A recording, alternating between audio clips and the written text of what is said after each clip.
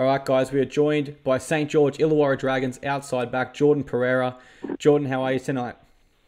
Yeah, going good, mate. Feeling a little bit stiff, but yeah, it's all good. Yeah, absolutely. That was my first question. How was the first game back, and how's the body after what's been a pretty big preseason? Yeah, it's in preseason for so long, you kind of forget that you're a footy player because you're just doing that much mindless running. So it's good to go out, get on the field, and for footy around and get some minutes under your belt. But body's just as expected after every first hit out. You're a bit stiff and tight, but yeah, nothing serious, just a few bruises. But yeah, feeling good other than that. No doubt. And I suppose my next question is, on a personal level, with the first game back, what was one positive you took out of your game, an area you were happy with?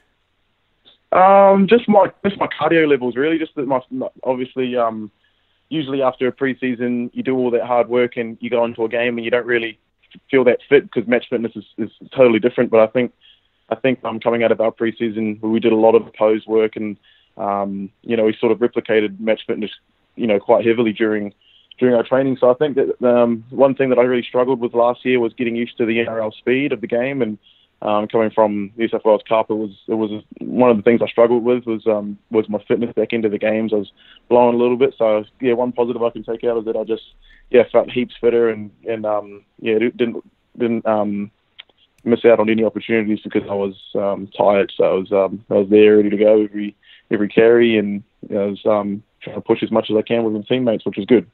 Yeah, no doubt. And I suppose, what has been your preseason focus? Has it been the cardio that you touched on there, or is there other areas of your game you've looked to grow in? Probably more mental game. I think Okay. I think confidence was one of the things that I was really struggling with. I sort of played a lot of reserve grade footy and at the NRL level. It was all new to me, and obviously 25 years of age. It was hard to sort of handle that pressure. So I was just really just trying to work on my confidence and just believing in myself, and being around teammates who have expressed beliefs in myself made it a bit easier. So that's one thing that I tried to do was really work on the mental game. But physically, it was just getting bigger, faster, stronger. That's always the main key. But yeah, and also just being more clinical in the finishing areas of the sets, finishing off tries. Obviously, I enjoy backfield carries, and that part of my game sort of comes naturally. But yeah, just the other end, finishing off, and obviously I'm a bit shorter, so trying to jump, get a higher leap, and catch the ball above my head. Those are the sort of minor skills I try to work on as well. No doubt. And I suppose from a team perspective, what was one positive you and the boys really took out of that trial game? From a team perspective, my rugby league IQ is honestly not that great, so I sort of just focus on my own job and worry about my position. So I'd never be a good coach. But anyway, I don't know. To be honest, I think our line speed was pretty good. I felt like the boys were enthusiastic, and attitude-wise, everyone was ready to roll, and everyone was really positive.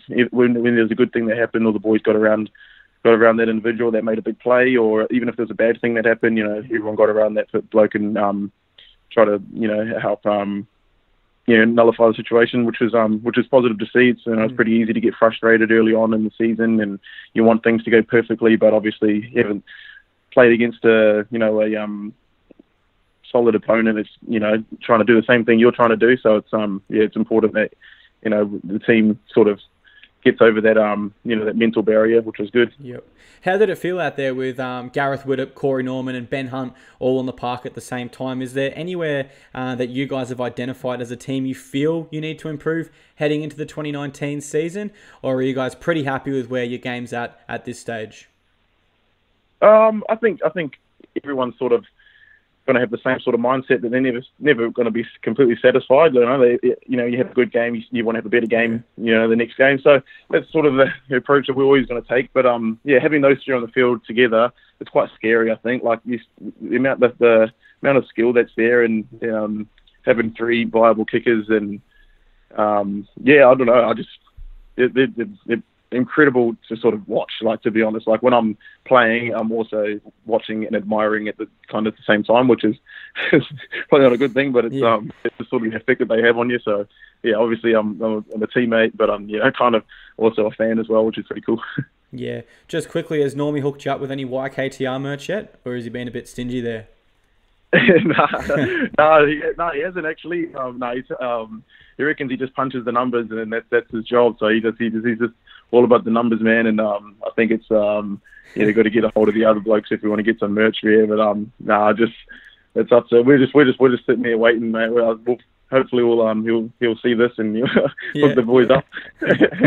No doubt. All right, let's talk about two players you guys lost from your 2018 squad. Two very experienced wingers in Jason Nightingale and Nene McDonald. I suppose for yourself, being one of the main wingers as part of the 2018 campaign, has Mary McGregor sat you down individually or with the other outside backs collectively and sort of spoken to you or the team about the expectations having lost two pivotal players?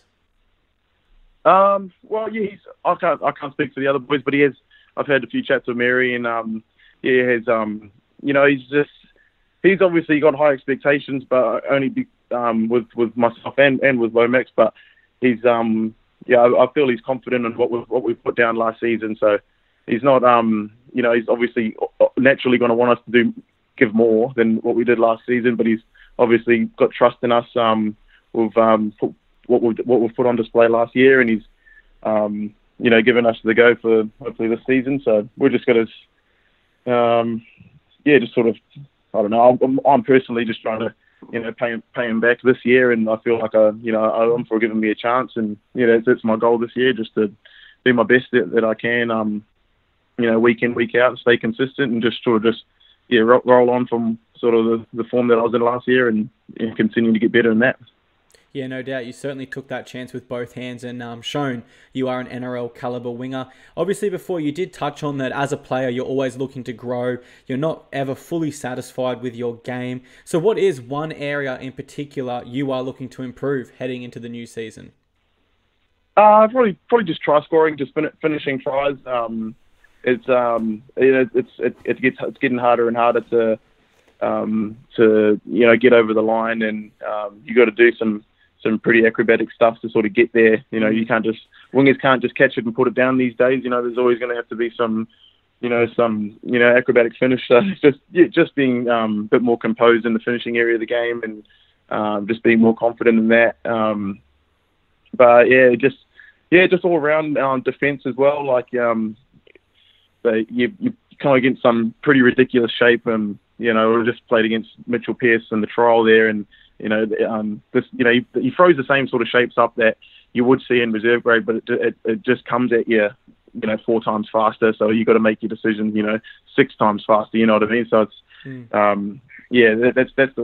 are the two things that I really want to work on: good ball areas and both sides of the field, attack and defence. So that's my main work ons.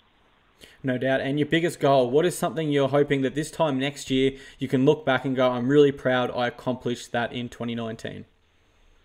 Look, I just want to, and it's hard because I just want to give my best efforts. If I give 100% of what I can give, then I'll never look back on anything that happens, good or bad, with regret. As long as I know myself that I gave it 100%. But yeah, I mean, if you want to put it as goals, I suppose it'll be playing every single first grade game and contributing as much as I can. I'd love to play international footy. That would be a massive goal, but obviously that's shooting for the moon, hoping I end up in the stars there. But it's I'm not really afraid to say it. If anyone says that they don't want to play international footy, it's probably lying. So be awesome to play that. But that's probably it. Just play every game. Obviously, winning a premiership, who wouldn't want to do that? But yeah, I just focus on the small stuff, and hopefully that it all eventuates into a big prize at the end. Absolutely. You touched on international football there. So I just have to ask, what is your eligibility there? Obviously, I believe New Zealand you've touched on before. Yeah. So I was born in New Zealand. Born and raised in New Zealand, left when I was 18, just after high school. Yep. But my mum, I was raised by my mum, who's born in England. She was raised in England by German and English parents. My dad was born in Samoa, so got Samoan heritage there. So not Australia because I wasn't here before 2008, I think. But for international eligibility would be Samoa, New Zealand, and England. All right, let's touch on one more question before you let you go, Jordan. Obviously, from what we've heard, you're a team man through and through. What is your favourite moment since joining the St. George Illawarra Dragons? Favourite moment would be in the team room in in Townsville. It was just in the hotel room, and James Graham presented me my debut jersey.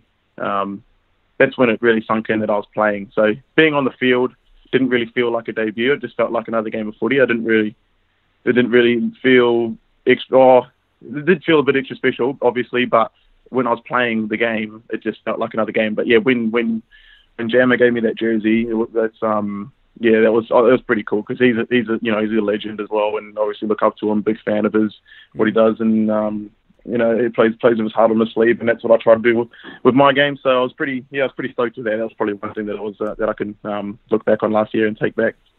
No doubt. I can only imagine that would be a pretty special moment. Jordan, thank you so much for coming on tonight. No worries, bro. It's been a pleasure. Cheers.